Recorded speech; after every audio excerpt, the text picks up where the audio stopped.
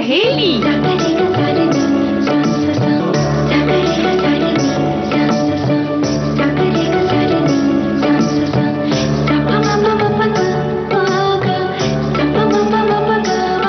सखी सहेली।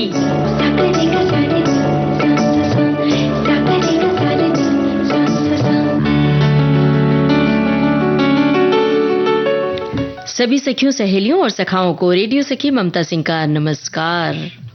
सुनने वाली सभी सखियों, सहेलियों को और सखाओं को दीपा माहेश्वरी का नमस्कार। और ममता जी आपको भी, और साथ में सभी को हेल्दी नमस्कार। दीपा जी आपको भी हमारा नमस्कार। क्या हाल है? बिल्कुल अच्छे हैं। और आप बताइए, आप कैसे हैं? एकदम अच्छे। और आपको देखकर सभी सखियों की और सखाओं की टिप्पणियां देखते हुए तो और एकदम स्वस्थ आनंद हो जाते हैं। हाँ, जब जैसे ही हम देखते हैं ना संदेश बहुत सारे आए तो सच में चेहरे पर एक मुस्कान थोड़ी और चौड़ी हो जाती है ना। बिल्कुल, ये जो मुस्कान है ना, ये हमेशा खिली रहे तो निश्चित रूप से इसका असर स्वास्थ्य पर पड़ता है। और कहते हैं कि रोज हंसने वाले लोग बीमार कम पड़ते हैं। तो ये जो हंसी की फुहार है ये हमेशा जीवन में बना रहे, सबके जीवन में, यही हम शुभकामना करते हैं। और आज हमारे जो मुद्दे हैं, बहुत सारे मुद्दे हैं, उन पर हम अपने श्रोताओं से यही कहते हैं कि जो मुद्दे हैं उन पर आप अपने विचार रखिए और क्या जानते हैं, क्या समझते हैं इस विषय में, खास तौर से कि जो बचपन के दिन थे, बचपन के जो त्योहार थे, खेल कूद और मौज मस्ती हुआ करती थी, वो अब जैसे कि लुप्त हो गई है, गायब हो गई है। जब बच्चों को मौका मिलता है तो फट से मोबाइल ले लेते हैं और मोबाइल में जो मोबाइल की गेम्स है उसमें गुम हो जाते हैं। और जो अब त्योहार मनाने का भी तरीका काफी कुछ बदल गया है, वो बहुत छोटे दायरे में मनाया जाने लगा है। हमें याद है कि छोटे छोटे त्योहार बड़े पैमाने पर मनाए जाते थे और पूरा परिवार इकट्ठा होता था, रिश्तेदार इकट्ठे होते थे और एक साथ जो बतकही का सिलसिला होता था, हंसी ठिठोली का जो सिलसिला चलता था, वो दिन भर रात भर, यहाँ तक कि रात के 2-2 बजे तक हम लोग गाने गाया करते थे, अंताक्षरी खेला करते थे। ऐसे हम सबके जीवन में बहुत सारी यादें हैं, तो हम चाहते हैं हमारे श्रोता उन यादों को खंगालें और साझा करें। जी ममता जी, बहुत सारे श्रोताओं ने लिखे हैं, अपनी यादें ताज़ा की हैं, लेकिन हम चाहते हैं थोड़ा और संदेश वो भेजें ताकि हम जान सके उनके बारे में ज़्यादा से ज़्यादा, उनके बचपन के गलियारे में उनके साथ हम भी चलें। और एक चीज़ और कि जो बचपन के खेल हुआ करते थे वो भी अलग किस्म के हुआ करते थे। अब ये नहीं कि मोबाइल गेम पाए और खेलने लगे, तो वो जो खेल होते थे उन खेलों के लिए भी घर से कई बार डांट मार पड़ती थी तो भी खेलना बंद नहीं होता था। बीमार पड़ गए तो भी खेलने से कोई रोक नहीं पाता था, चुपके से खेलना या फिर माता पिता की परमिशन से, वो बहुत सारी बातें हैं, सबके अलग अलग अनुभव हैं। तो हम चाहते हैं उनके अनुभव क्या हैं। और आज चूंकि कल जश्न आज़ादी का मौका है तो आज हम आज़ादी के संदर्भ में थोड़ी सी बातचीत करेंगे, स्वतंत्रता दिवस जो हमारा विषय है। जी, और कल नूतन पारसी वर्ष भी है तो उसके बारे में भी थोड़ी सी बातचीत होगी ममता जी।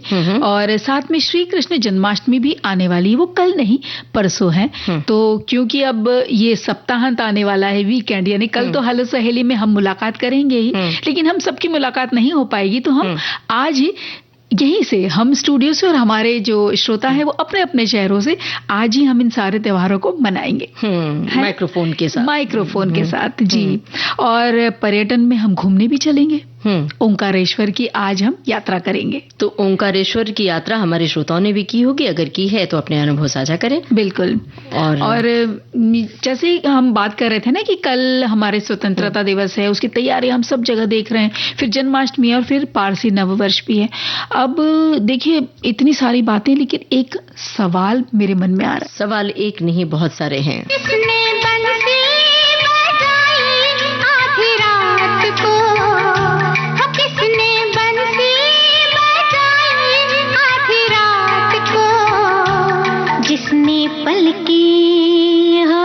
जिसने पलकी चुराई आधी रात को, मन क्यों बहका आधी रात को, बेला महकारी में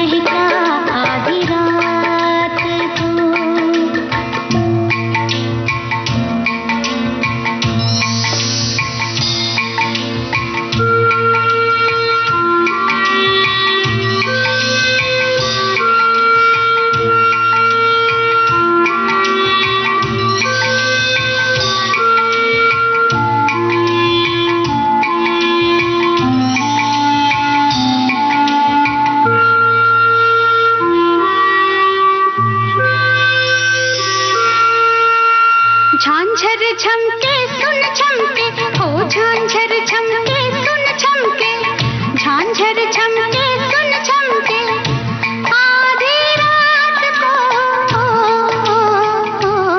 उसको टोको न रोको, रोको न टोको, टोको न रोको आधी रात को।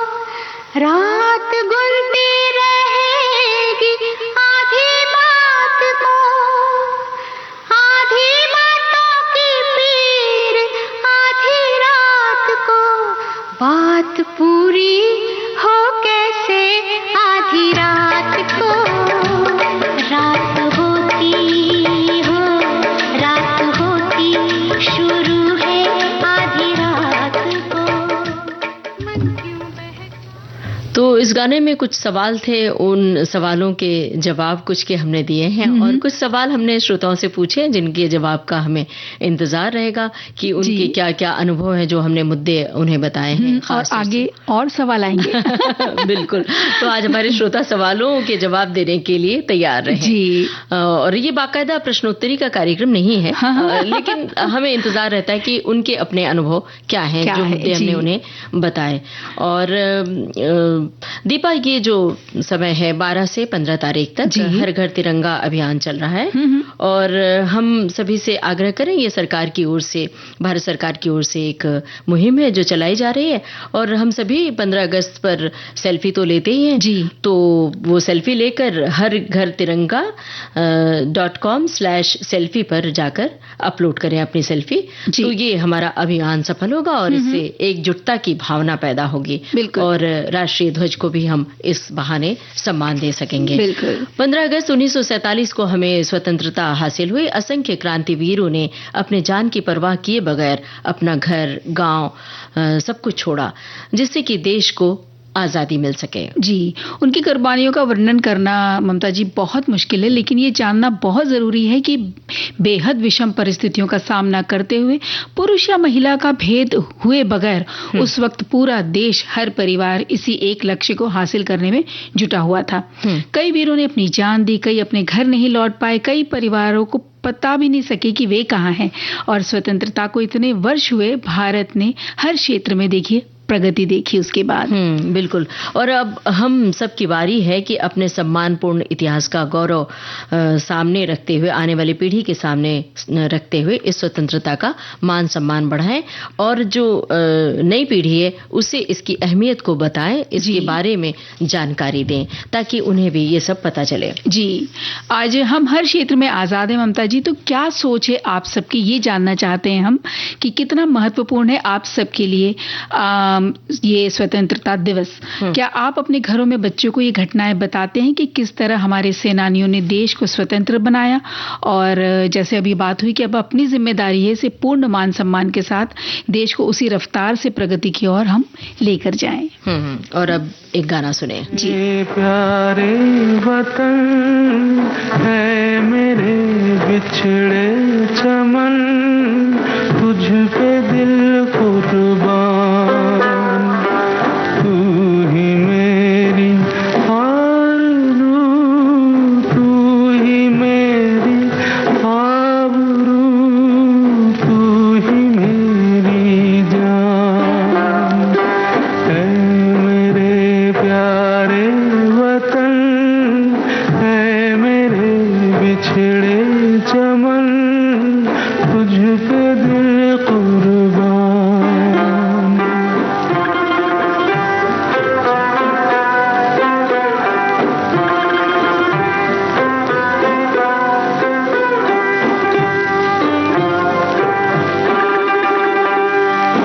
तेरे दामन से जो आए उन हवाओं को सलाम,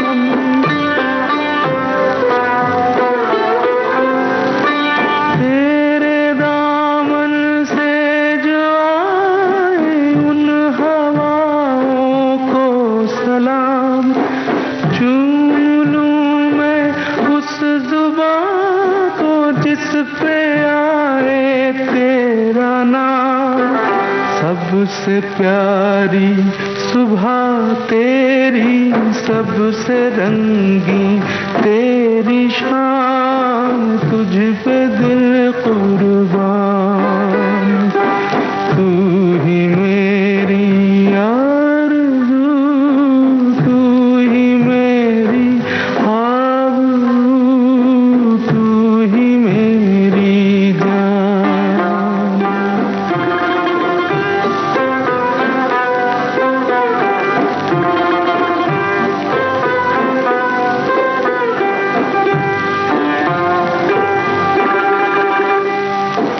माँ का दिल बन के कभी सीने से लग जाता है तू,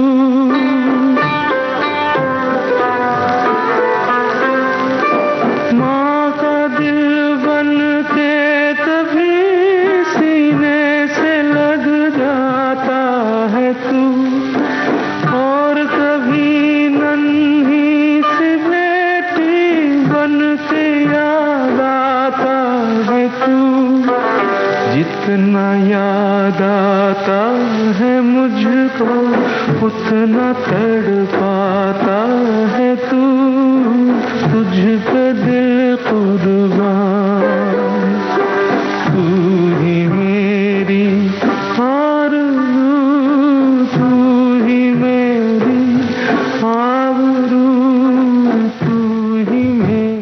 काबुलीवाला फिल्म का गाना था, मन्ना डे की आवाज थी, प्रेम धवन की रचना थी। और देखिए दीपा, ये बहुत सारी टिप्पणियां हमारे पास आई हैं श्रोताओं की ओर से। एक श्रोता ने लिखा है कि स्वतंत्रता दिवस 2025 में भारत अपनी आजादी की 79वां वर्षगांठ मना रहा है। ये दिन हमें अपने देश के प्रति प्रेम और समर्पण की भावना को याद दिलाता है और हमें अपने स्वतंत्रता सेनानियों के बलिदानों को श्रद्धांजलि देने का अवसर प्रदान करता है। बिल्कुल। और एक और ये संदेश है कि स्वतंत्रता दिवस पर सभी देशवासियों को हार्दिक शुभकामनाएं। पता नहीं कितने ही गुमनाम शहीदों ने अपने प्राणों की आहुति दी, तब कहीं आजादी प्राप्त हुई। और वो कहते हैं शहीदों के लिए वंदे मातरम, कोटि कोटि हम नमन करते हैं।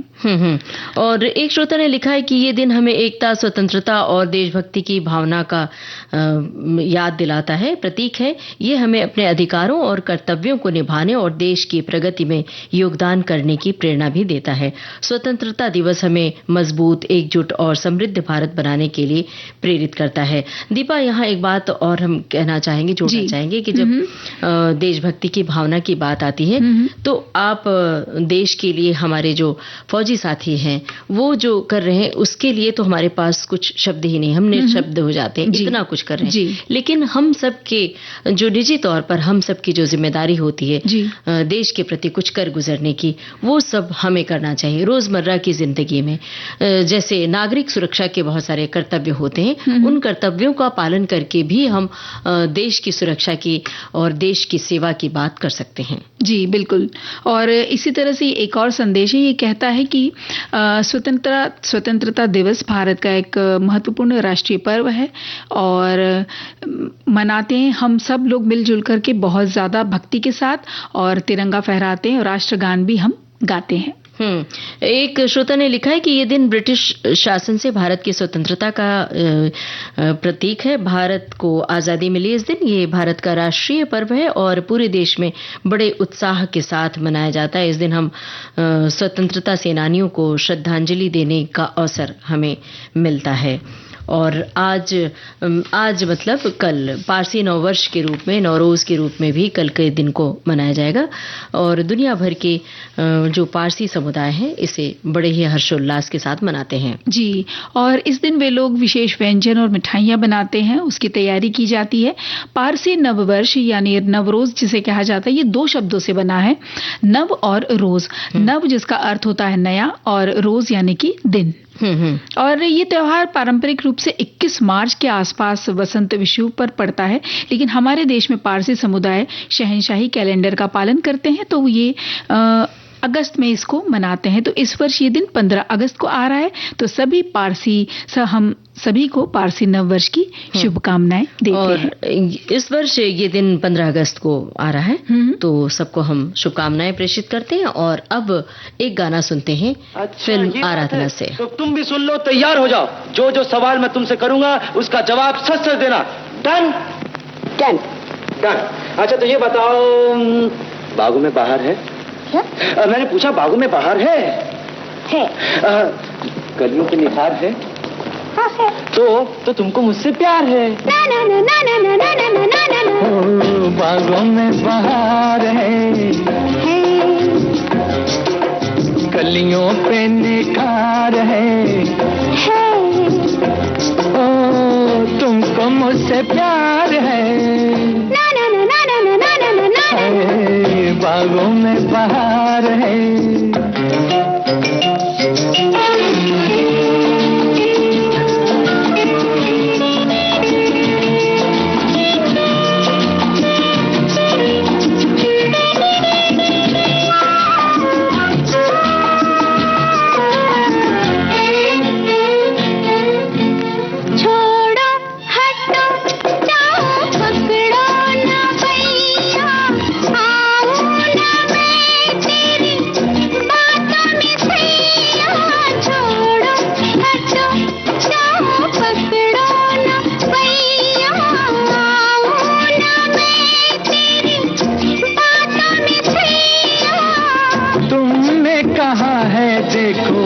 देखो मुझे सैया बोलो तुमको इकरार है, हाँ है, फिर भी इनकार है, हाँ है, ओ तुमको मुझसे प्यार है, ना ना ना ना ना ना ना ना ना ना, बागों में बहार है।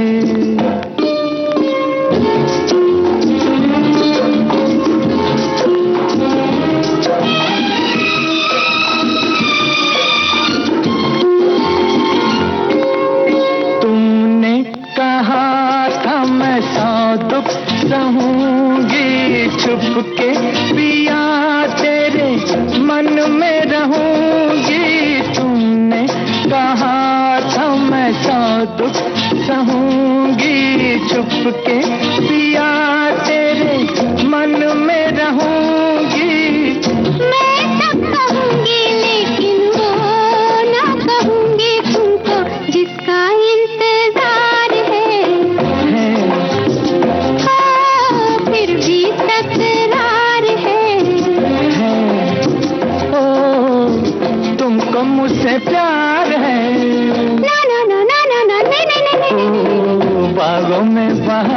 है।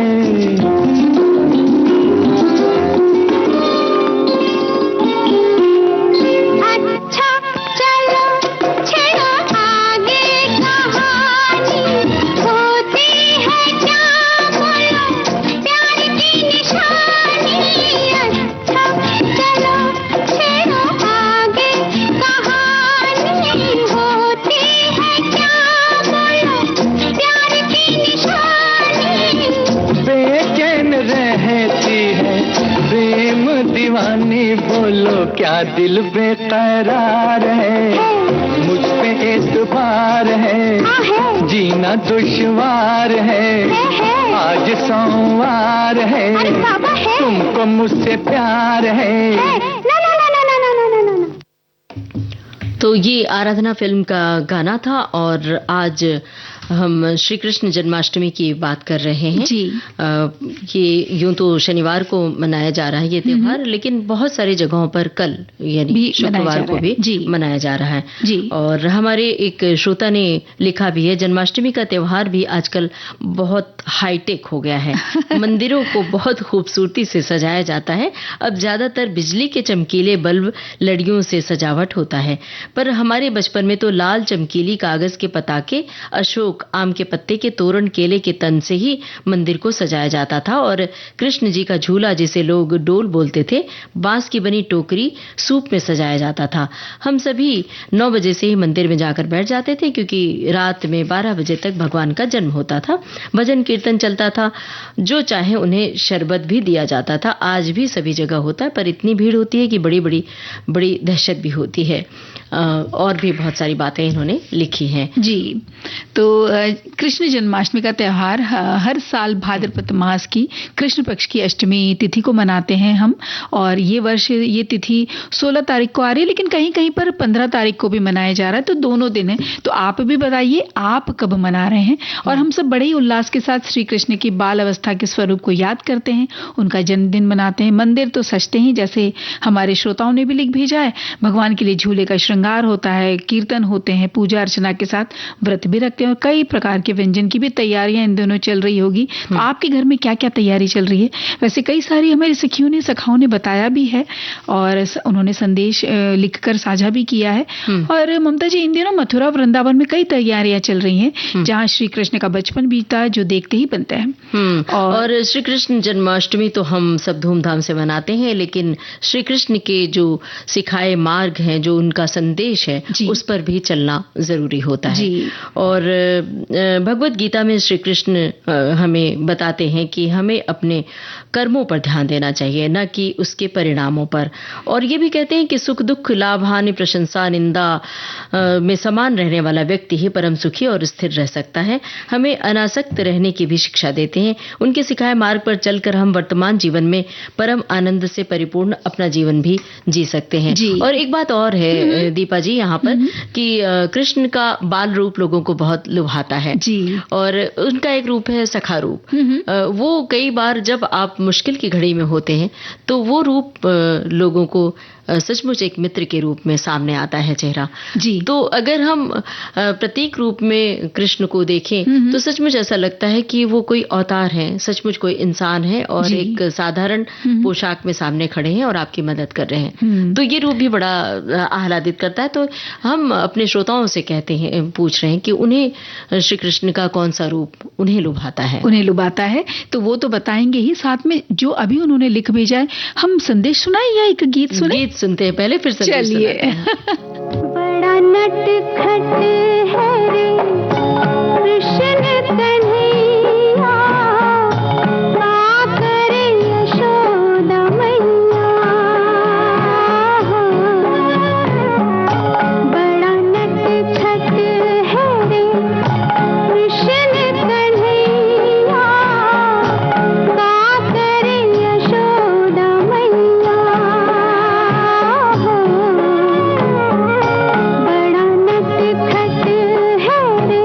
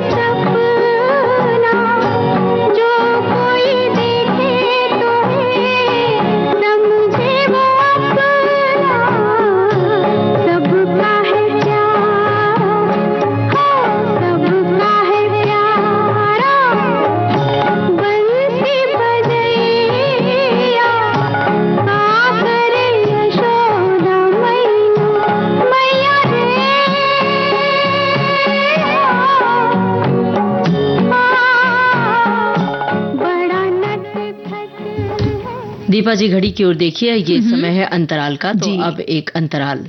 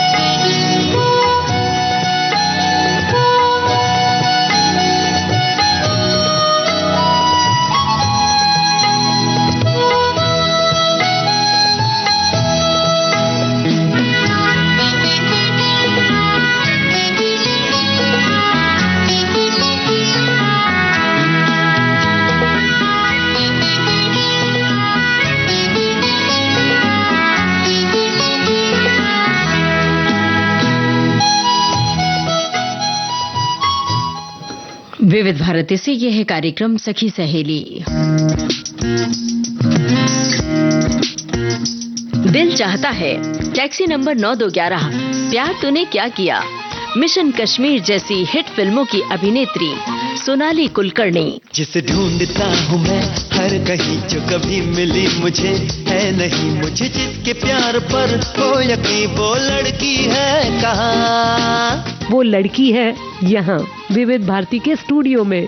सोनाली कुलकर्णी सुनाएंगी अपने अभिनय यात्रा से जुड़ी कुछ रोचक बातें, कुछ दिलचस्प किस्से फौजी साथियों के कार्यक्रम जयमाला में। स्वदेश बहुत सुंदर फिल्म है, इसमें शाहरुख का सबसे खूबसूरत परफॉर्मेंस है, उनके ऊपर ये गाना चित्रित हुआ है और उस गाने में शहनाई बजती है।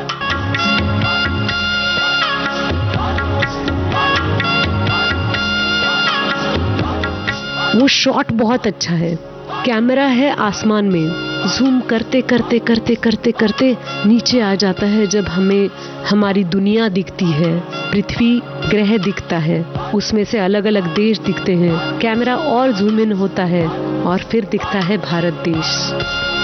बेहद खूबसूरत और ज़हीन अदाकारा सोनाली कुलकर्णी द्वारा प्रस्तुत विशेष जयमाला सुनिए 16 अगस्त शाम 7 बजे सिर्फ विविध भारती पर।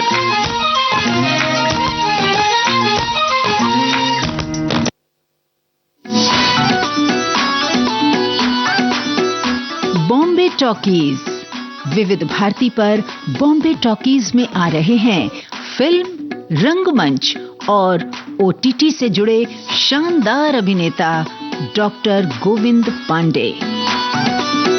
यशराज वाले मेरे घर पर आए थे, शालू कास्टिंग कर रही थी, तो बाप का रोल करना है, हीरो आ रहा नया, नाम हम नहीं पता था, तो मैंने कहा यार ये मुझे बाप बना रहे हैं यार, अभी से ले वो बाप बन गया तो ये तो टैग लग जाएगा, वो भी यशराज की फिल्म है भैया, तो मैं नहीं करना चाहता था उसको। तो डायलॉग थे उसमें, तो मैंने गुस्से में ऐसे ही झंझनाते हुए बोल दिया डायलॉग, और एक हफ्ते बाद खबर आ गई साहब आपका हो गया।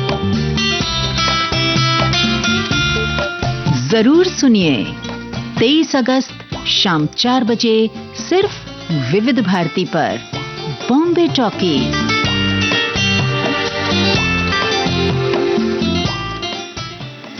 विविध भारती से ये है कार्यक्रम सखी सहेली। दीपा जी, हमें लगता है श्रोताओं की टिप्पणियों में गुम हो गई हैं। बिल्कुल गुम हो गए हैं, क्योंकि बहुत सारी टिप्पणियां हैं और बहुत चेहरे पे मुस्कान लेकर के आ रही हैं।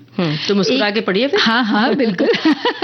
देखिए, एक कृष्ण जन्माष्टमी पर लिखते हैं एक हमारे श्रोता की, राधा की भक्ति मुरली की मिठास, माखन का स्वाद और गोपियों का रास, सब मिलके मनाते हैं जन्माष्टमी का दिन खास। तो कृष्ण जन्माष्टमी की ये शुभकामनाएं दे रहे हैं। और सभी श्रोता अलग अलग बातें लिख रहे हैं कि कौन किस तरह से मनाते हैं। जी। हमारे एक श्रोता ने लिखा है कि पहले घर में जन्मोत्सव मनाया जाता था, परिवार के सभी सदस्य मिलजुल कर सुबह से घर साफ सफाई में लगते थे और भगवान के झूले की तैयारी की जाती थी। सिंघाड़े के आटे का हलवा, पंजीरी बनती थी, मक्खन, मिश्री, दही, खीर, नारियल पाक के सभी घर में ही तैयार होते थे और खूब कीर्तन होता था। जन्मोत्सव के बाद 6 दिन तक शाम को भजन और सोहर गाया जाता था। गजब भाई, सोहर तो जब बच्चे का जन्म होता है तब गाते हैं। और ये अद्भुत बात लिखी है, तो हमें ये पता चलता है कि हमारे श्रोता किस किस अंदाज में त्योहार मनाते हैं। बिल्कुल।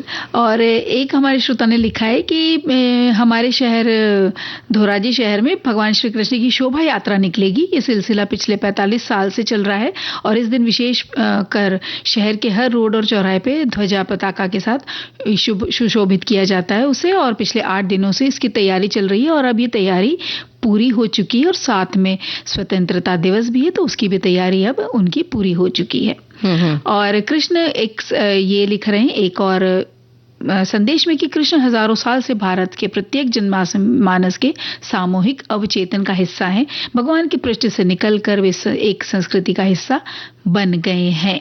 एक श्रोता की टिप्पणी आई है, लिखा है कि हमारे शहर अजमेर में मंदिरों में झांकियां सजाई गई हैं। लड्डू गोपाल के जन्माष्टमी पर सभी प्रफुल्लित हैं और लड्डू गोपाल के लिए पहनावा दिल्ली मथुरा से आया है। वो हाथों में मुरली पकड़े हुए बड़े रमणीय लग रहे हैं। हमने हर घर तिरंगा में अपनी सेल्फी भी दी है और हमारी बहन मतलब सेल्फी मीडिया वाली ने भी नंद के घर भाइयों जय कन्हैया लाल की, हाथी घोड़ा पाल की जय कन्हैया लाल की। ये तो बचपन का सबका जुमला है सभी लोग करते।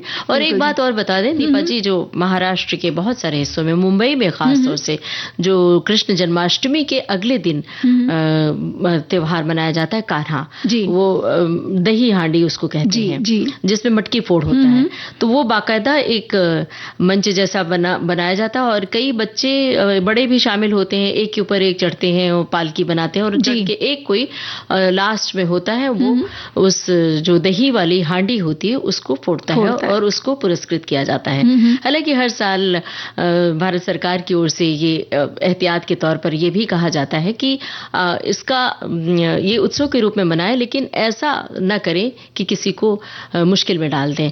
तो जब भी आप कतार बनाते हैं, एक के ऊपर एक लोग खड़े होते हैं, तो ये ध्यान रखें कि किसी को चोट ना लगे, क्योंकि बहुत ऊंचाई पर वो हांडी लटकी होती है और कई बार इस चक्कर में हादसे भी होते हैं। तो इसका ध्यान रखें खास तौर से। बिल्कुल। और क्योंकि वो हर क्षेत्र में अलग अलग दही हांडी लगाई जाती है और ये कहते हैं कि जितनी ऊपर होगी जितनी ऊंचाई से उसको तोड़ दिया जाएगा, अगर उसमें सफल हो गए तो उतने ही उसमें इनाम पुरस्कार भी दिए जाते हैं और पैसे भी दिए जाते हैं। और ऐसे में जो मंडली होती है वो अपनी जान जोखिम में डालने की कोशिश करती है, तो ऐसा ना करें कि भाई वो इनाम को हासिल करने के लिए अपने जान का भी ध्यान रखें। ठीक है, ये उत्सव है, उत्सव के रूप में ही इसे मनाया जाना चाहिए। बिल्कुल। अब एक गाना सुनना चाहिए। 15 अगस्त जश्न आजादी, लेफ्टिनेंट कर्नल हेमंत राघव साझा करेंगी कुछ शौर्य की बातें।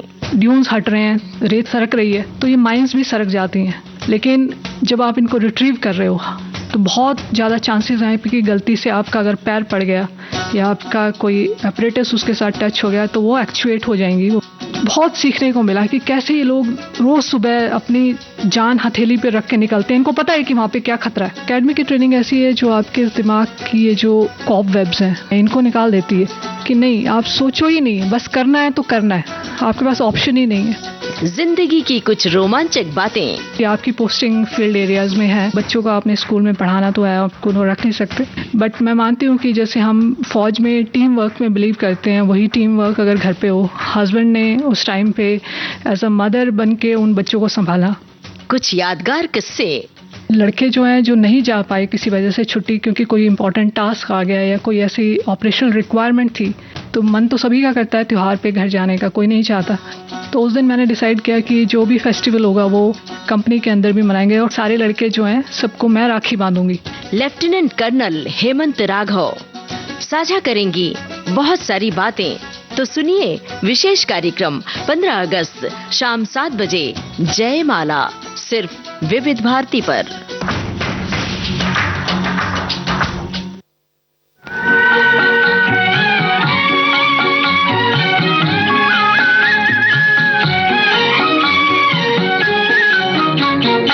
वृंदावन का कृष्ण कन्हैया सबकी आँखों का तारा। वृंदावन का कृष्ण कन्हैया सबकी आँखों का तारा। मन ही मन क्यों जले राधिका, मोहन तो है सबका प्यारा। मन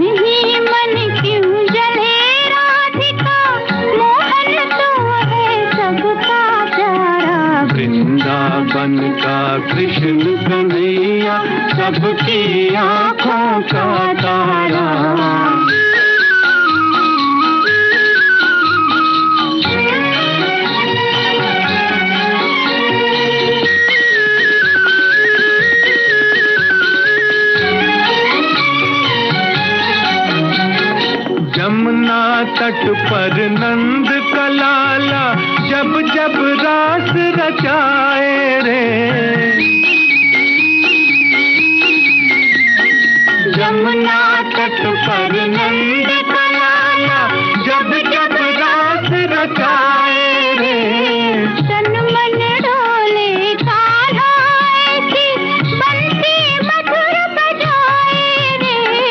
सुध बुध फूली खड़ी गोपियां जाने कैसा जादू डारा। वृंदावन का कृष्ण कन्हैया सबकी आँखों का तारा।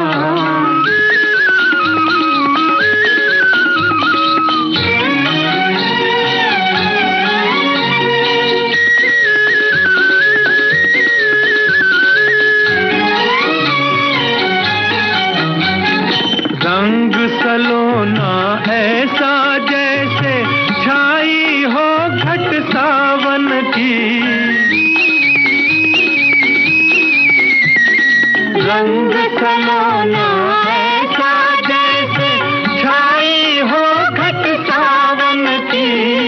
मेरी मैं तो हुई दीवानी मनमोहन मन भावन की। तेरे कारण देख सांवरे छोड़ दिया मैंने जग सारा। वृंदावन का कृष्ण कन्हैया सबकी आँखों का तारा। मन ही मन क्यों जले राधिका मोहन तो है सबका प्यारा। वृंदावन का कृष्ण कन्हैया सबकी आँखों का तारा।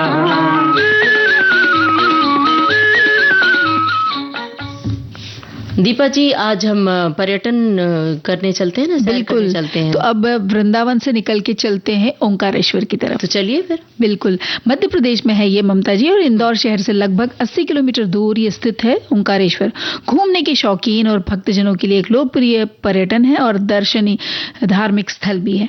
और यहाँ पे पवित्र नदियां कावेरी और नर्मदा उससे घिरा हुआ है। और ये जिस तरह से ये दोनों नदियां मिलती है ना, तो एक ओम का प्रतीक बनाती हैं। तो इसलिए इस जो शहर है इसका नाम ओंकारेश्वर रखा गया है। और ओंकारेश्वर का प्राकृतिक सौंदर्य जो अपने हरे भरे परिवेश और शांत नर्मदा नदी से युक्त है, शांति और आध्यात्मिक भावना का समावेश होता है जब हम जाते हैं। और एक आकर्षण है मंदिर में जो हमें लुभाता है। और ओंकारेश्वर का मुख्य मंदिर एक द्वीप पर स्थित है। ओंकारेश्वर शब्द का अर्थ है ओंकार का स्वामी या ओम ध्वनि, और ओमकार मंदाता मंदिर के नाम से भी प्रसिद्ध है। ओंकारेश्वर ज्योतिर्लिंग का एक सुंदर उत्तर भारतीय स्थापत्य शैली का प्रतीक है ये, जो पत्थरों की परतों को जोड़कर बनाए गए शिखर यानी गुंबद जो है उसे कहते हैं, उससे सुशोभित है। ओंकारेश्वर मंदिर का जो गर्भगृह है प्राचीन निर्माण शैली में निर्मित एक छोटी संरचना जैसा प्रतीत होता है। मंदिर परिसर के भीतर 14 फीट ऊंचा एक विशाल सभा मंडप है जो 60 स्तंभों की एक श्रृंखला पर टिका हुआ है। ये स्थापत्य कला का बड़ा ही अद्भुत और अलौकिक नमूना है।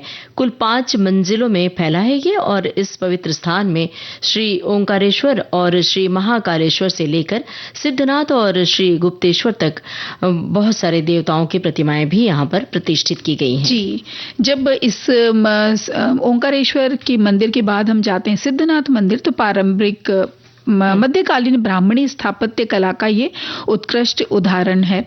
इसके स्तंभों और दीवारों पर कई तरह की नक्काशियां जो न केवल इसकी समृद्ध वास्तुकला बल्कि उसके जो आध्यात्मिक मूल्य है उसे भी बताती है। फिर इन खंडहरों में पत्थर पर उकेरे गए प्रभावशाली चित्र शामिल है, जिनमें से एक लगभग 1.5 मीटर ऊंचे पत्थर पर उकेरे गए एक हाथी की भित्ति चित्र भी उसमें शामिल है। और ये मंदिर खजुराहो मंदिर समूह से अद्भुत समानता रखता है। माना जाता है कि गौरी सोमनाथ मंदिर का निर्माण 11वीं शताब्दी ईस्वी में परमारों ने करवाया था। ये मंदिर 3 मंजिला है और भूमिज वास्तुकला शैली में निर्मित है। मंदिर के गर्भगृह में काले पत्थर से बना एक विशाल 6 फुट ऊंचा लिंग स्थापित है। राज्य पुरातत्व विभाग द्वारा संरक्षित इस मंदिर का पुनर्निर्माण मराठों द्वारा करवाया गया था। जी, और इस शहर में एक और स्थल है, महत्वपूर्ण स्थल, गोविंद भगवत पाद गुफाएं। इन्हीं गुफाओं में किमें आदि शंकराचार्य को अपने गुरु गोविंद भगवत पाद के मार्गदर्शन में ज्ञान की प्राप्ति हुई थी। फिर ओंकारेश्वर में और भी घूमने के लायक जगह है, जैसे काजल रानी गुफा, गौरी सोमनाथ मंदिर, फैंसे घाट, अहिल्या घाट, पेशावर घाट, रणमुक्तेश्वर मंदिर, ओंकारेश्वर बांध और सतमती का मंदिर। इन दिनों ओंकारेश्वर में तापमान तकरीबन 20-30 डिग्री सेल्सियस होता है और मानसूनी बारिश भी होती है, तो बारिश के मौसम में एक सुहाना मौसम भी हो जाता है। यहाँ बारिश यहाँ के परिदृश्यों में नई जान फूंक देती है, जिससे चारों तरफ हरियाली और मनोरम दृश्य बन जाते हैं। मानसून में ओंकारेश्वर उन यात्रियों के लिए एकदम सही है जो एकांत और शांत आध्यात्मिक विश्राम की तलाश में है। जी, हालांकि भारी बारिश के कारण बाहरी गतिविधियों में संभावित व्यवधानों के लिए लोगों को तैयार रहना चाहिए, जो लोग जाते हैं यहाँ यात्रा के लिए। और इस मौसम के दौरान आपको अनुकूल बजट में भी जगह ठहरने के लिए मिल जाएगी और अलग अलग तरह के पैकेज भी होते हैं, वहां पे भी आप जाकर के अपने हिसाब से आवास ढूंढ सकते हैं। और जिन्हें लगता है कि भाई थोड़ा बजट में हम जाएं और अच्छी जगह जाएं, तो ये बहुत ही अच्छी ये जगह है और यहाँ पहुंचना बहुत आसान है। इंदौर या उज्जैन से आप ओंकारेश्वर तक बहुत आसानी से पहुंच सकते हैं। बिल्कुल।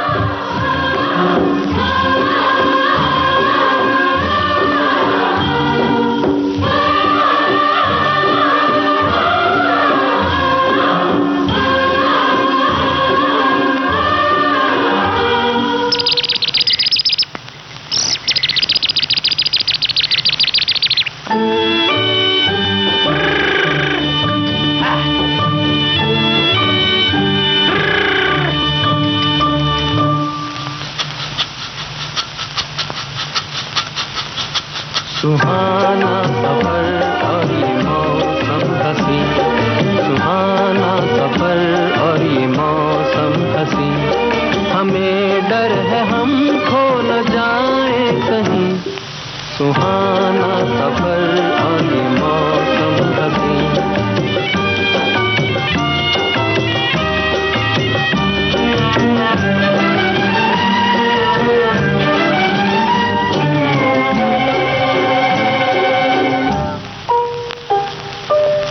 ये कौन हंसता है फूलों में छुप कर, बाहर बेचैन है किसकी धुन पर। ये कौन हंसता है फूलों में छुप कर, बाहर बेचैन है किसकी धुन पर।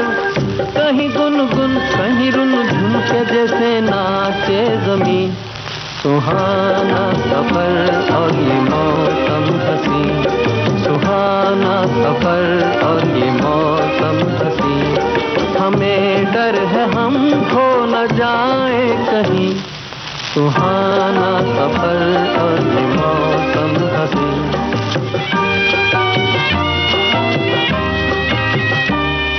ओहो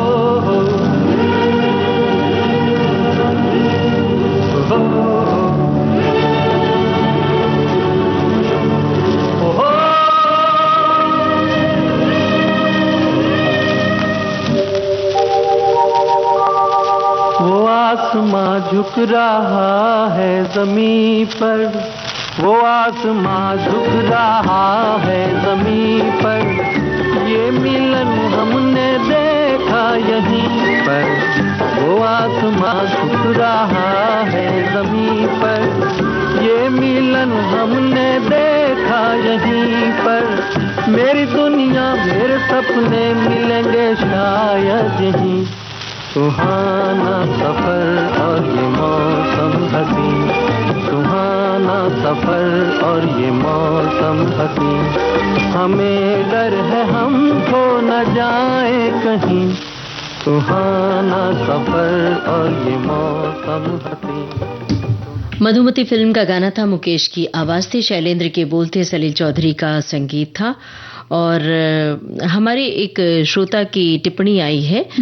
कृष्ण के बारे में इन्होंने लिखा है कि कृष्ण हजारों साल से भारत के प्रत्येक जनमानस के सामूहिक अवचेतन का हिस्सा रहे हैं। भागवत के पृष्ठ से निकलकर वे संस्कृति का हिस्सा बन गए। प्रसिद्ध शायर हसरत मोहानी श्री कृष्ण के अनन्य भक्त थे और हर जन्माष्टमी पर वे मथुरा जरूर जाते थे। वे कृष्ण के सामने अपनी हाजिरी यूं लगाते थे, आंखों में नूर जलवे कैफो करम है खास, जब से नजर पे उनकी निगाहें करम है खास। कुछ हमको भी आता है ए हजरते कृष्ण, अकलीम इश्क आपके जेरे कदम है खास। हसरत की भी कबूल हो मथुरा में हाजिरी, सुनते हैं आशिकों पर तुम्हारा करम है खास। और अब जरा दीपा जी उन टिप्पणियों में आइए। बिल्कुल देख रहे हैं डूबी हुई हैं श्रोताओं की टिप्पणियों में कि बचपन वो इतनी अच्छी अच्छी बातें लिखते हैं ना, तो हम सच में खो जाते हैं और फिर भूल जाते हैं कि माइक्रोफोन के सामने बैठे हैं और अपने सारी सखियां हमारे जो संदेश है उसका इंतजार कर रहे हैं। तो बचपन की मौज मस्ती और खेल की दुनिया, त्योहारों की दुनिया में हम चल दिए। और देखिए ये पहला उठा रहे हैं हम, इसमें लिखा है संदेश में कि खूब सारे मस्ती, नए कपड़े, स्वादिष्ट पकवान और दोस्तों के साथ खेलना। गली मोहल्लों में दोस्तों के साथ खेले जाने वाले खेल जैसे कि पकड़म पकड़ाई, लुका छुपी, क्रिकेट, ये सब हम खेलते थे। वो खेलों में जो मजा था वो आज शायद कहीं नहीं मिले। छुट्टियों में बिना किसी चिंता के घूमना, मेले में जाना, हर पल खुलकर जीना, परिवार के साथ बैठकर खाना पीना, कहानियां, ये सब हमारा उन दिनों का जो पल है जो हमें याद आ रहे हैं। और एक श्रोता ने लिखा है कि वो बचपन वाले तीज त्योहार अब पहले जैसे नहीं रहे। पहले तीज त्योहारों में उत्साह, उमंग और रौनक होती थी, वो कम हो गई है। पहले त्योहारों में पेड़ों पर झूले पड़ते थे, सब मिलकर नाचते गाते थे, तरह तरह के पकवान बनते थे, सब मिलजुल कर खुशियां मनाते। अब ये सब चीजें कम हो गई हैं। एक संदेश कहता है कि बचपन के त्योहार थे असली खुशी के पल, जहां परिवार संग ढेर सारी मिठाइयां, रंग बिरंगे पटाखों की घंटियां और खिलखिलाती हंसी वाली उन मासूमियत को महसूस करते थे। अब शहर की भागदौड़ और तकनीक की दुनिया में वो मासूमियत कहीं खो सी गई है। बचपन में कूद कर खेलना, दोस्तों संग गली मैदान में खेलना, त्योहारों की खुशबू और मस्ती अब याद बनकर रह गई है। आज भी उन दिनों को याद करते ही दिल में एक मीठा सुकून हमें मिलता है। दरअसल सबको वो जीवन पसंद आता था। एक श्रोता ने भी इसी तरह की बात लिखी है कि हम भी, ये मेरा फेवरेट सब्जेक्ट है, श्रोता ने लिखा है, हम भी बचपन में उद्यान में फिसल पट्टी पर मौज करते थे और हम और चचेरे मौसेरे भाई कॉपी पर, चिट्ठी पर राजा रानी खेलते थे और खिलौने से घर घर भी खेलते थे, लेकिन वो हम भीलवाड़ा में खेलते थे जब हमारी बड़ी बुआ किराए पर रहती थी। हमने वो गेम से याद आते हैं हमें। और वहाँ एक ट्यूशन वाली लड़की थी जो हमको बहुत अच्छा कहती थी, मतलब बुद्धिमान मानती थी। क्या बात है भाई। खैर ये छोड़े, अब हम सोशल मीडिया पर अपनी बहन से अंताक्षरी खेलते हैं, गानों का खेल खेलते हैं और अभी हम युवा हैं, हम अभी युवा होते बच्चे हैं और हमको वो बड़ा अच्छा लगता है। तेरी मेरी प्रेम कहानी किताबों में बड़ा अच्छा लगता है। तो इस तरह की बातें लिखी है उन्होंने। अच्छा, एक हमारे श्रोता ये कह रहे हैं कि बचपन जो हम बच्चों को त्योहार का हमेशा इंतजार रहता था। वो लिखते हैं कि जन्माष्टमी का मेला जो हमारे पैतृक गांव जेतपुर से करीब 5 किलोमीटर दूर भीड़ भंजन मंदिर के एक प्रांगण में लगता था, वहां हम सभी पैदल चलकर जाया करते थे, साथ में पूरी, थेपला, मिठाई लेकर सुबह से शाम तक वहां का मेला हम एंजॉय करते थे। और उसके अलावा ये लिखा है एक ने कि वो बचपन वाले तीज त्योहार अब पहले जैसे नहीं है और पहले पेड़ों पे झूले भी पड़ते थे और अब ये सारी चीजें कम हो गई है, तो आजकल उन तीज त्योहारों में वो बात नहीं रही है। फिर एक लिख रहे हैं कि असली खुशी के पल जहां परिवार संग ढेर सारी मिठाइयां खाना, शायद ये हमने पढ़ लिया है ये वाला संदेश।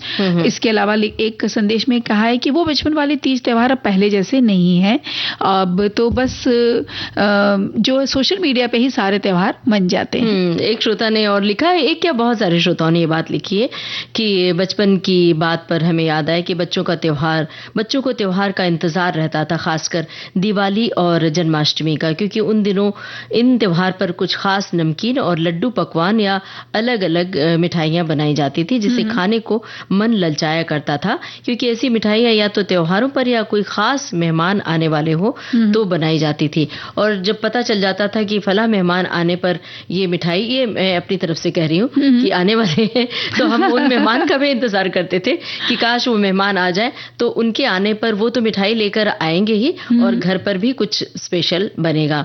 और एक श्रोता ने लिखा है कि कब हम नन्हे बाल गोपाल के रूप में आएंगे और कब हमें इस तरह सम्मान दिया जाएगा। हमारे बचपन में जन्माष्टमी में तो यही होता था। और अगर मैं बात करूं स्वतंत्रता दिवस की, तो ये भी बच्चों के लिए किसी त्योहार से कम नहीं रहता था। स्कूल में काफी दिनों तक परेड की प्रैक्टिस करना, झंडा फहराना और यूनिफॉर्म को अच्छे से धोकर अच्छे से प्रेस करके जाना, और साथ में कार्यक्रम की समाप्ति के बाद जो ट्रॉफी सबको दी जाती थी, उसका मिलना भी बच्चों के लिए किसी त्योहार और मौज मस्ती से कम नहीं होता था। बचपन में ये दोनों ही त्योहार, मतलब जन्माष्टमी और 15 अगस्त, हम सबके लिए बहुत ही खास होते थे। और अब हमें लगता है कि एक गाना खास होगा जो हम अभी सुनवा रहे हैं। चलिए, क्योंकि ये जो बचपन का संसार है बड़ा ही सलोना और लुभावना होता है।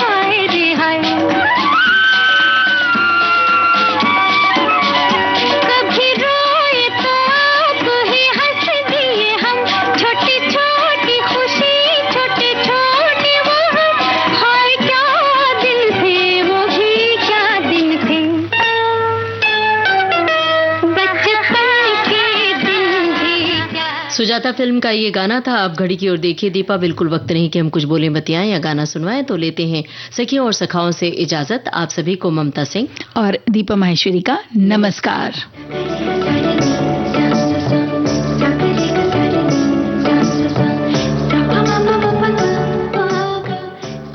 सखी सहेली कार्यक्रम की प्रोड्यूसर अनुश्री पाठक।